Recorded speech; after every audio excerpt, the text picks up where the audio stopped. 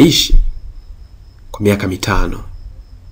Ilipofika miaka 5, Malimi akaanza kulalamika kidogo kwamba alikuwa anajisikia kuchoka hata kama hajafanya shughuli yoyote.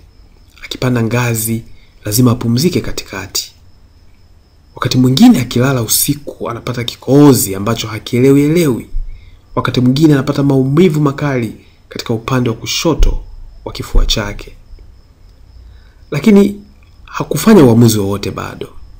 Ni mpaka siku moja wakati wa usiku, wakati amelala, alipojisikia kikohozi kimezidi sana na akawa anakosa pumzi, akampigia simu chapakazi usiku ule kumuomba aje amsaidie ampeleke hospitali, kwa sababu alikuwa anadhani kwamba hali yake haikuwa nzuri. Basi chapakazi akaja, akamuingiza katika gari, wakaenda moja kwa moja mpaka hospitali. Walipofika pale haraka vikafanywa vipimo vingi kidogo. Na baadaye daktari akawaita ili kuwapa majibu ya vipimo vile. Kwa bahati mbaya kilichoonekana ni kwamba moyo wa Malimi ulikuwa umetanuka.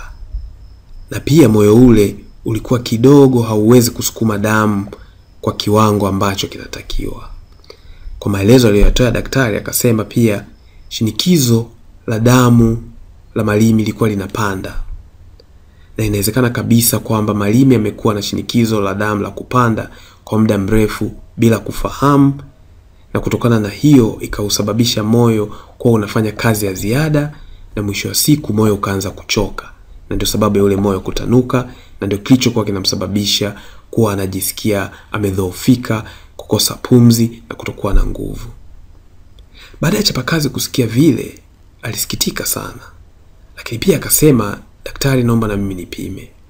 Kwa daktari pia akamfanyia vipimo vile vya moyo, vipimo vya shinikizo la damu, vipimo vya cholesterol na vipimo vingine vingi.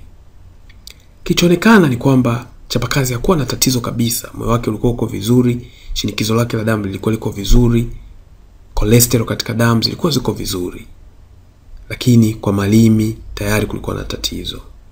Kulikuwa kuna jinsi. Daktari alimwandikia dawa, akampa maelezo, lakini pia akamsisitiza kwamba licha ya kutumia zile dawa ni lazima abadilishe mtindo wa maisha. Ni lazima afikirie chakula ni chakula gani ambacho ni bora. Apunguze kiasi cha chumvi, apunguze kiasi cha sukari, apunguze kiasi cha wanga, na maelezo mengi ambayo daktari alimpa. Basi wakawa wamerudi nyumbani kwa huzuni, lakini wakawa wameanza maisha mapya. Na baada ya muda pia Malimi akaweza kubadilisha mtindo wake wa maisha.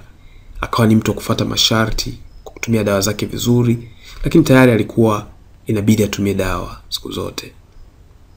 Sasa ni nini ambacho tunajifunza kutokana na maisha ya mapacha wawili? Mapacha wawili wanaofanana, wenye vinasaba sawa, lakini inatokea tofauti katika mitindo yao ya maisha kutokana na maamuzi ambayo mmoja wao anayafanya baada ya kwenda kufanya check up. Mmoja anaamua kubadilisha mtindo wa maisha na kuishi maisha bora. Mwingine anaamua kutokujali na kuendelea na maisha yale. Baada ya miaka 5 inakuja kuonekana kwamba mapacha hawa ambao wana genes au vinasaba vinavyofanana wana hali tofauti katika miili yao. Hadithi hii inatufundisha mambo makubwa mawili. Namba 1, ni muhimu kujenga tabia ya kupima afya zetu hata kama hatujisikii vibaya. Kwa sababu utakapopima utagundua kwa katika hali gani na utabadilisha mtindo wa maisha. Lakini pia hadithi hii inatufundisha kitu kingine cha pili, kwamba ni muhimu kubadilisha mitindo ya maisha, kwa maana ya kwamba tujifunze, tugundue ni kipi ambacho ni kizuri, ni kipi ambacho kinazisaidia afya zetu ili tuweze kuishi maisha haya.